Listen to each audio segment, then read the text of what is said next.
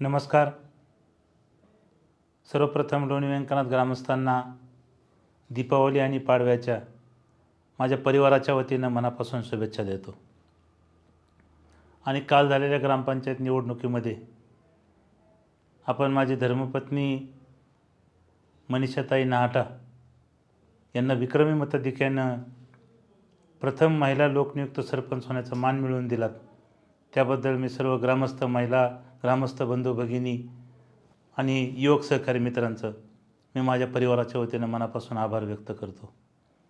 गेली 40-50 वर्ष सातत्यानं आपण सर्व जाती धर्माच्या लोकांनी माझ्या कुटुंबावरती खूप मनापासून प्रेम केलं आणि म्हणूनच आमच्या कुटुंबाचा आधारवड समाजभूषण स्वर्गीय बंशीशेठ नाहटा यांनासुद्धा गेली 20-25 वर्ष ग्रामपंचायत आणि 20-25 वर्ष सेवा सहकारी संस्थेमध्ये सुद्धा काम करायची संधी मिळाली.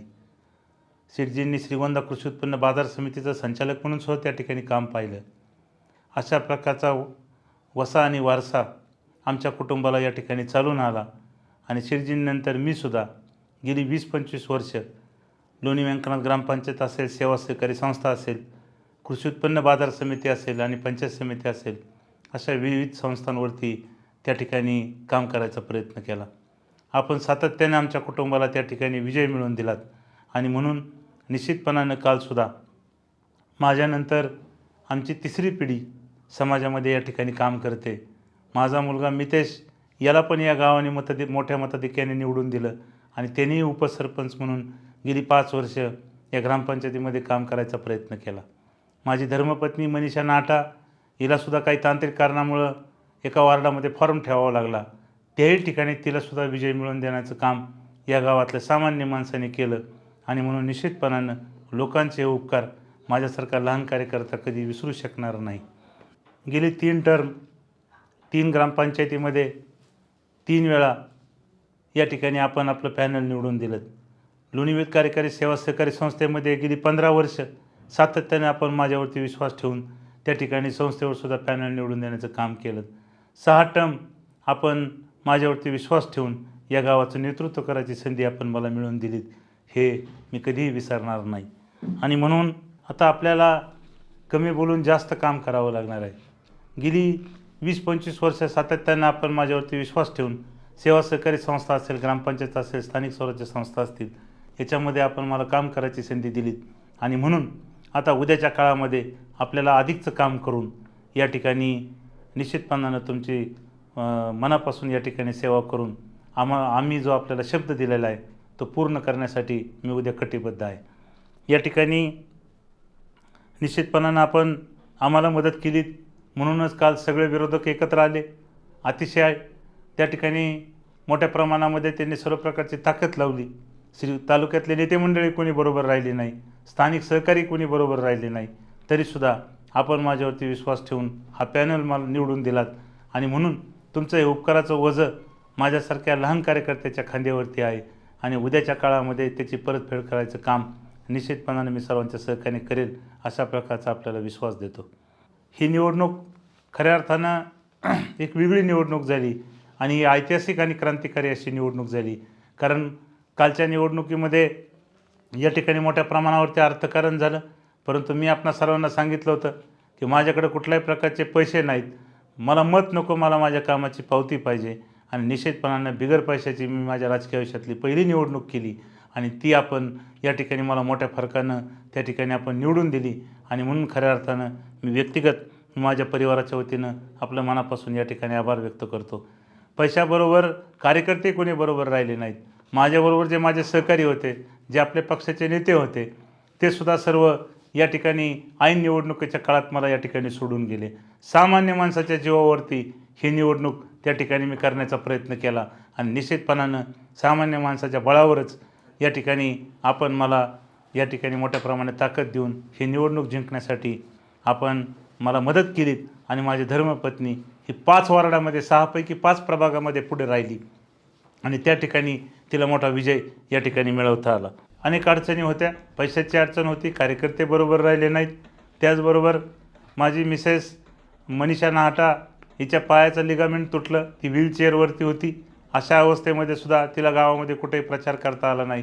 हार्डली ती 6,300 पैकी फक्त 200 लोकांना त्या ठिकाणी भेटली आणि जवळपास 6,200 लोकांना तिला प्रत्यक्षपणे भेटता आलं नाही. मी सुद्धा स्वतः 4 वार्डामध्ये प्रत्यक्षपणाने त्या ठिकाणी गेलो नाही. परंतु सामान्य माणसाने आमच्या कुटुंबावरती विश्वास ठेवून या ठिकाणी या सगळ्या कठीण प्रसंगामध्ये आमच्या पाठीशी उभं राहून या ठिकाणी विजय संपादन करून दिला. जन्मभर आमचं कुटुंब सामान्य माणसाचे उपकार आम्ही कधी विसरणार नाही. आणि म्हणून उद्याच्या काळामध्ये जे जे शब्द सामान्य माणसाला दिले, जे जे शब्द गावातल्या सर्व सहकाऱ्यांना दिले, ते पूर्ण करण्यासाठी मी आणि माझे सहकारी कटिबद्ध आहे. विरोधक काही चर्चा करीत असले तरी निश्चितपणाने विकास खूप मोठ्या प्रमाणामध्ये झाला. गावामध्ये ज्या ज्या सुविधा पाहिजे त्या उपलब्ध करून देण्याचा प्रयत्न केला. आता सगळ्यात महत्त्वाचं काम म्हणजे आपल्याला माहिती आहे की सर्व विकास कामं करायचा प्रयत्न आपण केला. मी नेहमी पाण्याला प्राधान्य दिलं, मग ते पिण्याचं पाणी असेल, शेतीचं पाणी असेल. शेवटी पाणी हेच आपल्या सामान्य माणसाचं आणि शेतकऱ्याचं खरा आधार आहे. आणि म्हणून उन्हाळ्याच्या 2009ला मी सत्ता ताब्यात घेतली. 2009पासून मी आपल्या गावाचं नेतृत्व करतो आहे. तेव्हापासून आपल्या सर्वांना माहिती आहे की गावामध्ये 6 वार्ड आहेत. 6 वार्डामध्ये पिण्याची कुठेही अडचण आली तर उन्हाळ्याच्या काळातसुद्धा त्या ठिकाणी आपण टँकर लावून आणि पर्यायी व्यवस्था करून गावातील महिला आणि सर्व नागरिकांना त्या ठिकाणी पिण्याचं पाणी असेल, जनावरांचं पाणी असेल, हे सर्व उपलब्ध करून देण्याचं काम या ठिकाणी अत्यंत जबाबदारीने केलं.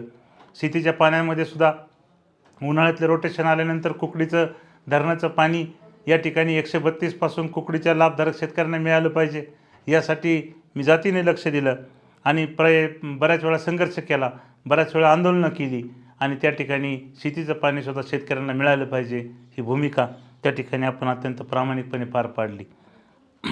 आणि म्हणून उद्याच्या काळामध्ये आपल्याला गावठाणामध्ये असेल, गावात सर्व भागामध्ये असेल, आपल्याला पिण्याच्या पाण्याची अडचण येते आणि म्हणून महत्त्वाकांक्षी योजना आणली. घोडवरून 25 कोटीची नळपाणी पुरवठा योजना शासनाकडून मंजूर करून घेतली. त्याचं काम प्रत्यक्षपणाने चालू आहे.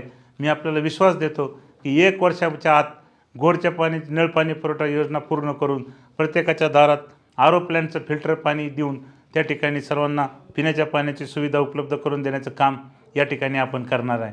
दुसरं महत्त्वाचं काम म्हणजे शेतीच्या पाण्याच्या संदर्भामध्ये आपल्याला विसापूरमधून पाणी दरवेळेस येतं. विसापूर धरणात पाणी, विसापूरचा समावेश कुकडीमध्ये नाही असं सांगितलं जातं आणि म्हणून त्या ठिकाणी आपल्याला पाण्याची अडचण येते. आणि म्हणून यावर्षी मी शब्द दिला की आपलं मायनर एल 45मधून या ठिकाणी ज्या दिवशी कुकडीचं रोटेशन सुटेल त्या दिवशी विसापूर धरणातून पाणी न घेता मायनर 45मधून पाणी डायरेक्ट शेतकऱ्यांच्या दारात येईल अशा प्रकारची व्यवस्था त्या ठिकाणी आपल्याला करायची. आणि त्या संदर्भामध्ये महाराष्ट्र राज्याचे उपमुख्यमंत्री नामदार अजितदादा पवार यांना भेटून आणि जलसंपदा मंत्र्यांना भेटून येणारं रोटेशन मायनर 45मधून आणण्याच्या संदर्भातला मी शब्द दिला होता तो या ठिकाणी आपण पूर्ण करणार.